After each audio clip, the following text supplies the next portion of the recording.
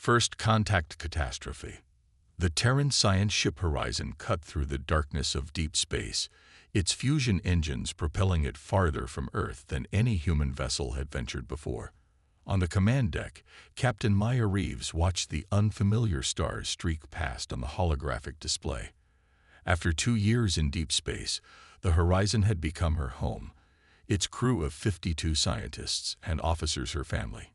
"Captain, we're approaching the Tav Ceti system," Lieutenant Commander Jackson reported, his fingers dancing across the navigation console. "Transition to subliminal in 5 minutes." Maya nodded, tucking a strand of her close-cropped hair behind her ear. "Alert all section heads. I want everyone at stations for system entry." The Horizon represented humanity's greatest achievement, a true deep space vessel designed for both exploration and first contact. Equipped with the experimental Hawking drive, it had accomplished what generations of scientists had only dreamed of, breaking the light barrier. Now they were about to make history again as the first humans to study an Earth-like exoplanet up close. Dropping out of FTL in 3, 2, 1, Jackson counted down. The stars stopped streaking and resolved into pinpoints of light as the Horizon slowed to conventional speeds. The bridge crew collectively held their breath as the main view screen displayed their destination. Tav Ceti E, a blue-green jewel orbiting its sun at just the right distance for liquid water. But something was wrong. "Captain, I'm detecting artificial structures in orbit around the planet," Science Officer Dr. Elena Volkov announced, her voice tight with tension. "Multiple signatures, at least 7 large objects." Maya's heart raced. First contact, but not on their terms. Humanity had just crashed someone else's party. "Tactical assessment," she ordered. Chief of Security Adebayo frowned at his console. "Definitely constructed vessels. Nothing like our configuration. The smallest is roughly twice our size, the largest."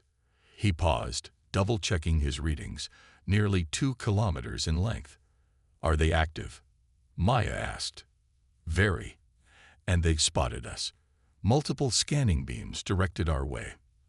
The bridge fell silent as the implications sank in. Humanity's first contact wouldn't be a carefully choreographed meeting with a primitive civilization they could guide. They were about to meet a spacefaring species far more advanced than themselves. "Open all communication channels," Maya commanded. "Standard greeting package ready to transmit." Communications Officer Lai nodded. "Channels open. Greeting package standing by." Before they could transmit, the main view screen flashed. A face appeared, if you could call it that. 3 glowing orbs arranged in a triangle hovered above what looked like a mass of writhing tentacles or tubes. When it spoke, the translator struggled to convert the complex harmonics into English. "Unidentified vessel, you have entered restricted consortium space. Your species is not registered for interstellar travel. Power down your drives and prepare for inspection."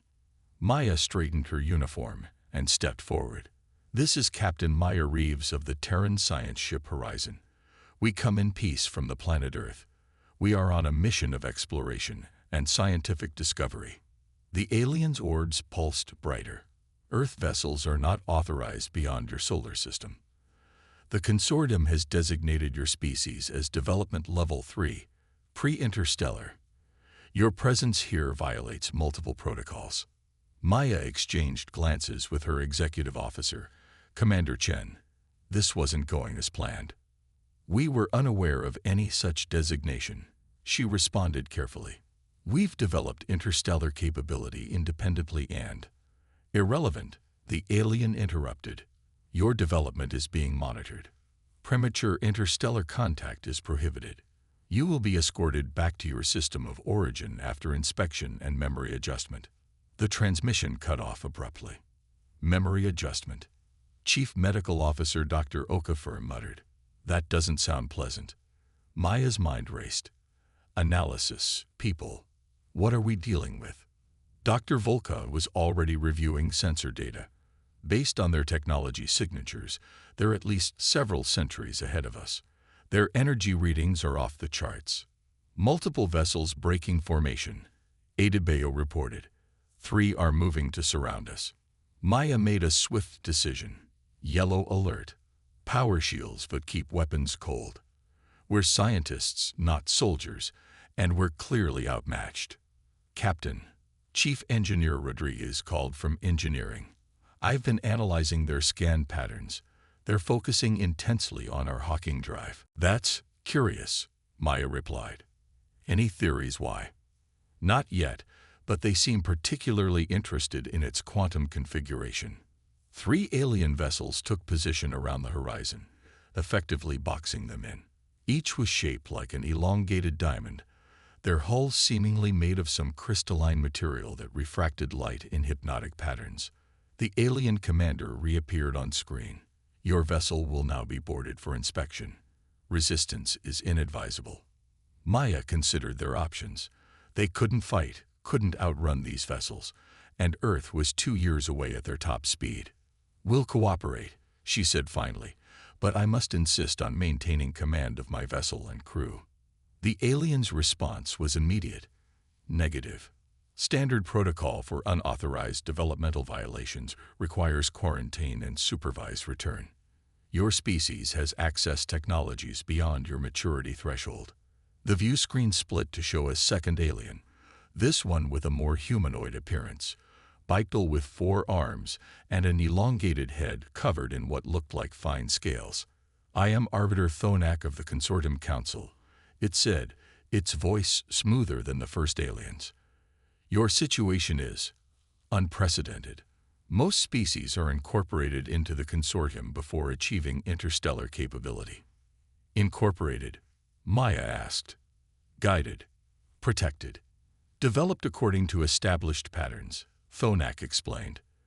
Your species has been assessed as requiring another century of development before contact. By whose standards? Maya challenged. By the accumulated wisdom of 17 spacefaring civilizations spanning 12 billion years of combined development, Thonak replied.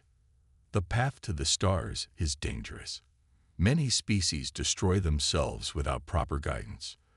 Before Maya could respond, the ship shuddered as something locked onto their hull. Docking mechanism engaged, Adebayo reported. Port airlock. Maya turned to her senior staff. Commander Chen, Dr. Volkov, Dr. Okafor, with me to greet our visitors. Adebayo, discreetly arm yourself but keep it hidden. Rodriguez, I want you monitoring everything they do to our ship.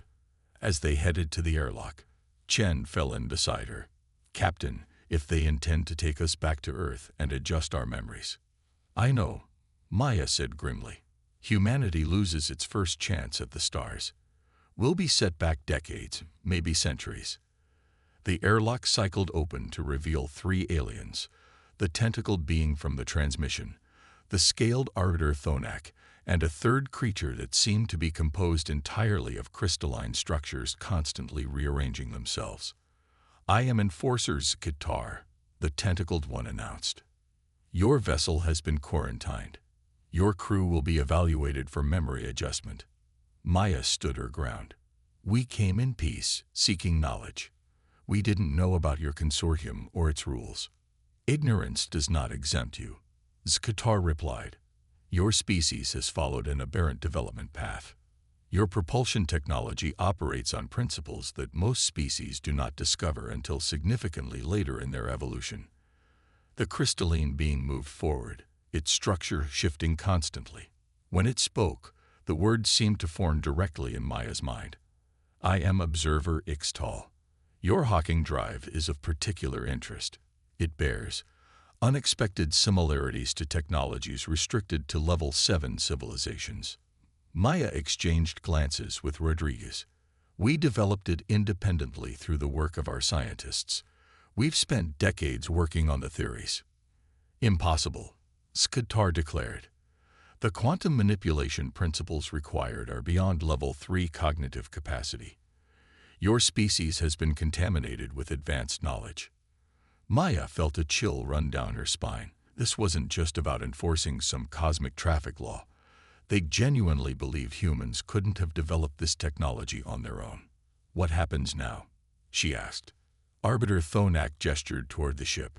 We will conduct a thorough examination of your vessel, particularly your propulsion system. Your crew will undergo assessment to determine the extent of contamination. And if we refuse, that would be unwise. Sutar's tentacles writhed in what might have been agitation. The consortium maintains order among all developing worlds. Resistance to evaluation is itself evidence of contamination. As the aliens began to move through the ship, scanning and documenting everything, Maya pulled her senior staff into the conference room. They think we cheated, she said bluntly. That we stole this technology, or were given it by someone else.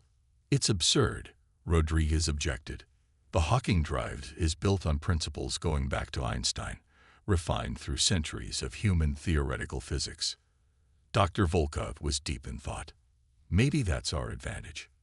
They expect certain developmental patterns. We're an anomaly. An anomaly they intend to correct by wiping our memories and sending us home with our tails between our legs, Chen pointed out. Maya paced the conference room. We need to convince them that humanity deserves to be among the stars, that we've earned it. But how? Dr. Okafor, who had been silent until now, spoke up. What if it's not just the physics? What if it's our minds that are different? All eyes turned to him. Explain, Maya prompted. Throughout human history, we've had scientific revolutions, paradigm shifts where we completely reimagined our understanding of the universe. What if other species develop more linearly? Rodriguez nodded slowly.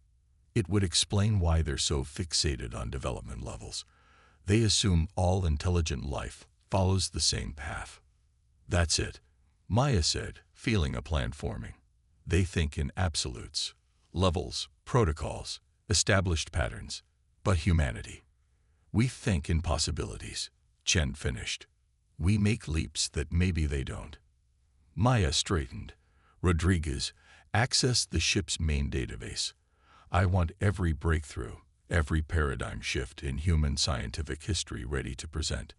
Volkov, analyze everything you can about their technology. Find what makes us uniquely human in our approach to science. What's your plan, Captain?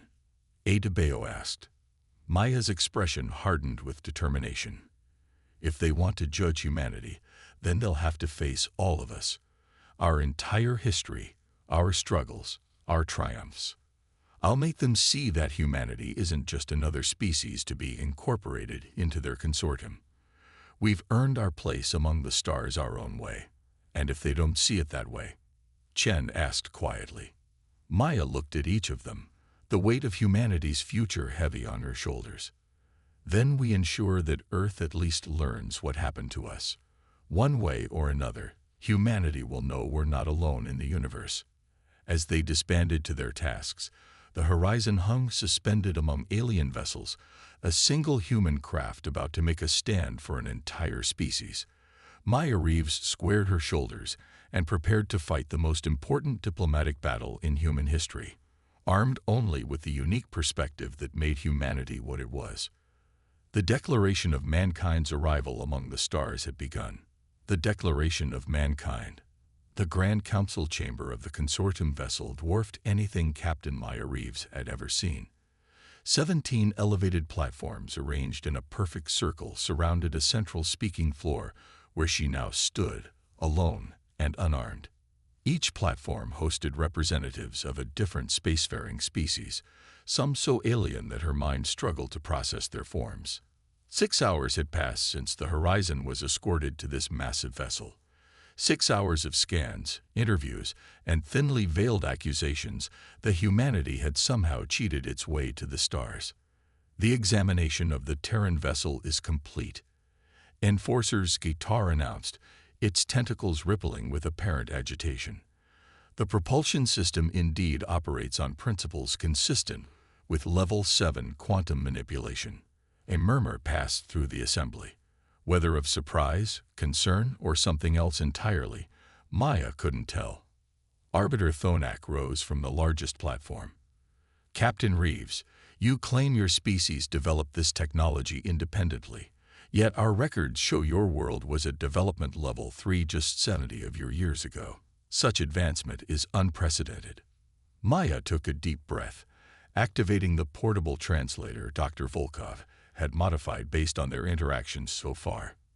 With respect, Arbiter, I believe your consortium has fundamentally misunderstood humanity. The crystalline observer Ixtal shifted forms rapidly in what Maya had come to recognize as agitation. The development sequence is universal. Species progress through technological and social stages at predictable rates. Predictable for the species you've encountered, Maya countered. But humanity has always been defined by our unpredictability. She gestured, and the holographic display Rodriguez had prepared sprang to life behind her, showing a timeline of human scientific advancement. Throughout our history, we've made leaps that defied conventional progression. From the wheel to nuclear fission to quantum computing, humanity doesn't advance in a straight line. We make connections others might miss, see patterns where others see chaos. She advanced the display to show Einstein, Hawking, Jung, and other physicists whose work had laid the foundation for the horizon's drive. These individuals didn't wait for humanity to reach some predetermined level before making their discoveries. They saw possibilities where others saw limits. A being composed of what appeared to be living metal leaned forward. This pattern of development is concerning. Species that advance too rapidly typically self-destruct through war or environmental collapse. We've come close, Maya admitted frankly, multiple times, but each crisis pushed us to evolve, not just technologically, but ethically and socially. She advanced the display again, showing Earth's recovery from ecological disaster, the peace accords that ended the resource wars, the formation of the Unified Earth Science Directive. Humanity doesn't just survive our mistakes. We learn from them. That's what your development model fails to account for. Observer Ixtal's crystalline structure pulsed with light. The Terran's argument has merit. Their neural scans do show unusual connection patterns compared to typical Level 3 species. A new voice joined the conversation, a being composed of swirling gases contained within a transparent exosuit. Perhaps we have been too rigid in our assessment metrics. The consortium was founded on the principle of nurturing development, not stifling it. Enforcer's Qatar's tentacles coiled tightly. The protocols exist for a reason. Premature advancement leads to catastrophe. The Vox extinction event is proof enough. Maya sensed an opportunity. May I ask about this? Vox extinction. A heavy silence fell over the chamber until Arbiter Thonak spoke. The Vox were a promising species who advanced too quickly. They developed technologies similar to your Hawking drive, but lacked the wisdom to control them. Their misuse created a cascade failure that not only destroyed their homeworld, but threatened an entire sector. And you believe humanity risks the same fate? Maya asked. It is not without precedent, Thonak replied. 3 other species in our records developed quantum manipulation technologies prematurely. None survived the next century. Maya nodded slowly, understanding dawning. You're not trying to control us. You're trying to protect us, and others, from what you see as inevitable destruction. Precisely, the gaseous being confirmed. The consortium's primary directive is preservation of sentient life throughout the galaxy. Maya walked slowly around the central floor, making eye contact with as many of the alien representatives as possible.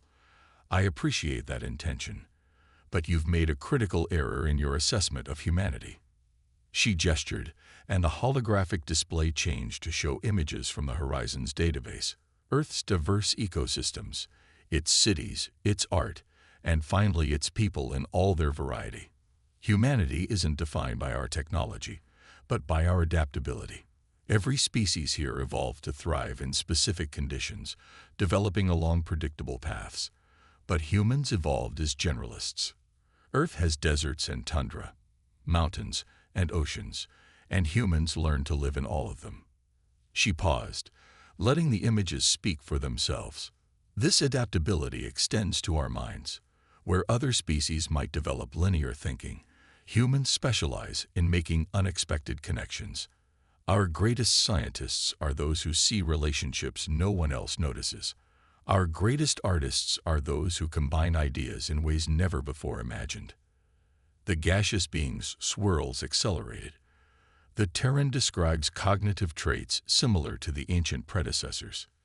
This caused another ripple of reaction through the assembly. Predecessors? Maya asked. Arbiter Thonak's scales shifted color slightly. The first known spacefaring civilization. Their relics exist throughout the galaxy, though they themselves vanished eons ago. Their thought patterns were non-linear, as you describe. Maya seized the opening. Then perhaps humanity's development isn't aberrant but alternative, not a violation of universal law, but a demonstration that the universe allows for multiple paths to the stars. She advanced the display one final time, showing the horizon departing Earth amid celebration and hope. We didn't come here to challenge your consortium or disrupt your order. We came to explore, to learn, to understand our place in the cosmos. If that place is alongside your civilization, rather than beneath it, wouldn't everyone benefit? The council chamber fell silent as her words hung in the air. Maya held her breath, knowing that the future of human space exploration, perhaps humanity itself, rested on their decision.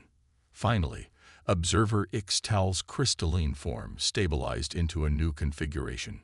I propose a modification to standard protocol. The Terrans will be granted provisional level 5 status, with observation rather than restriction. Enforcers Qatar's tentacles writhed. Unacceptable. The risk is too great. Is it? The gaseous being countered.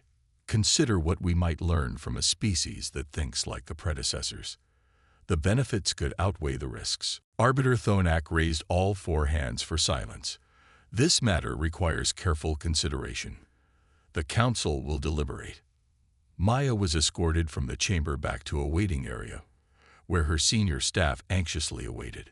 How did it go? Chen asked immediately. Hard to say, Maya replied, sinking into a chair.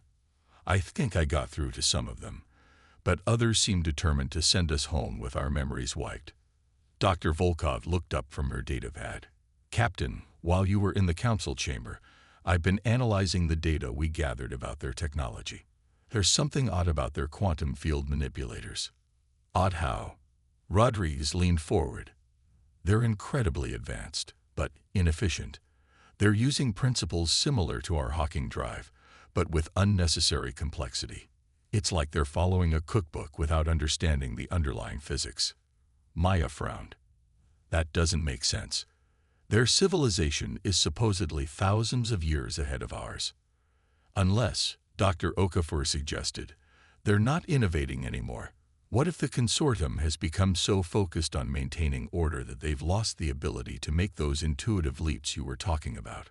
Before Maya could respond, the door slid open and Arbiter Thonak entered with Observer Ixtal. The council has reached a decision, Thonak announced. It was not unanimous. Maya stood, and your vessel will be allowed to return to Earth with memories intact, Thonak stated. Furthermore, humanity will be granted limited interstellar privileges under observation. Relief washed over Maya, but she maintained her composure. Thank you, Arbiter. What changed your mind? Observer Ixtal's form shimmered. Your Hawking drive.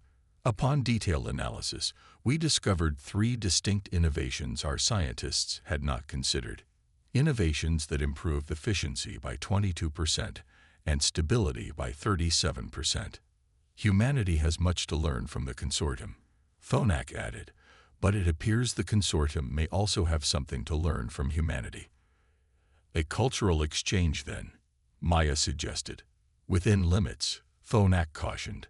You will be given coordinates for a neutral station where representatives from Earth may meet with consortium scientists.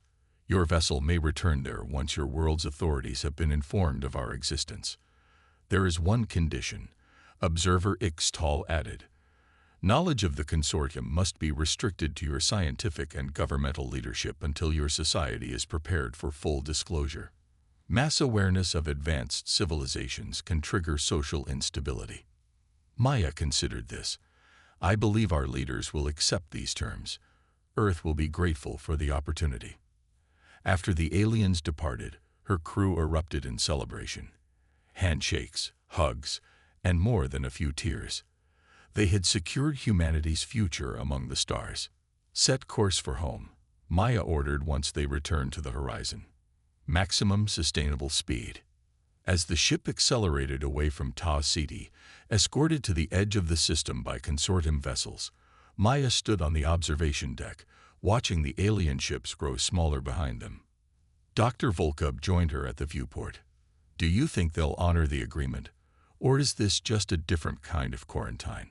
I think they're genuinely curious about us, Maya replied. Maybe even a little afraid. We don't fit their patterns, their expectations. We're unpredictable, and that's our strength, Volkov said with a smile. Maya nodded. It's more than that. Did you notice how their technology has stagnated?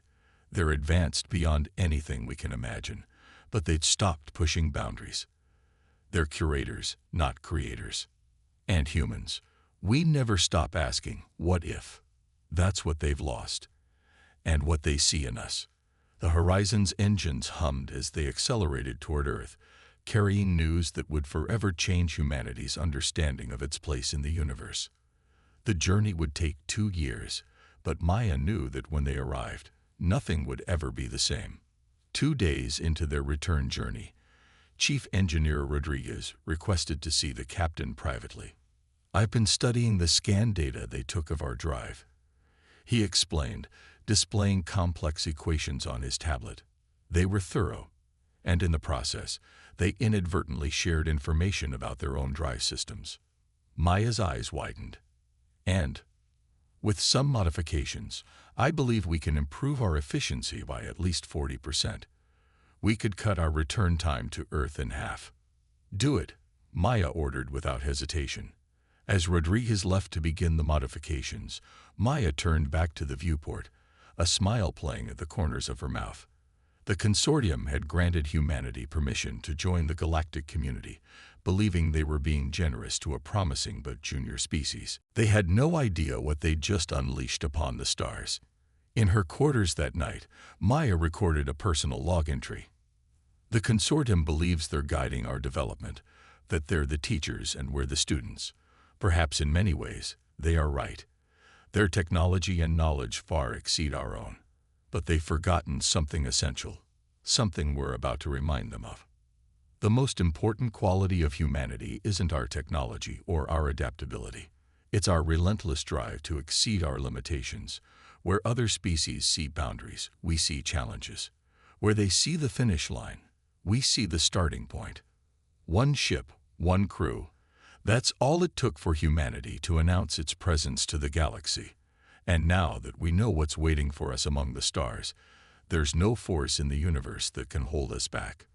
The consortium thinks they've granted us permission to join them. They don't realize yet that we're not just joining their community, we're going to transform it. This isn't the end of our journey. It's barely even the beginning.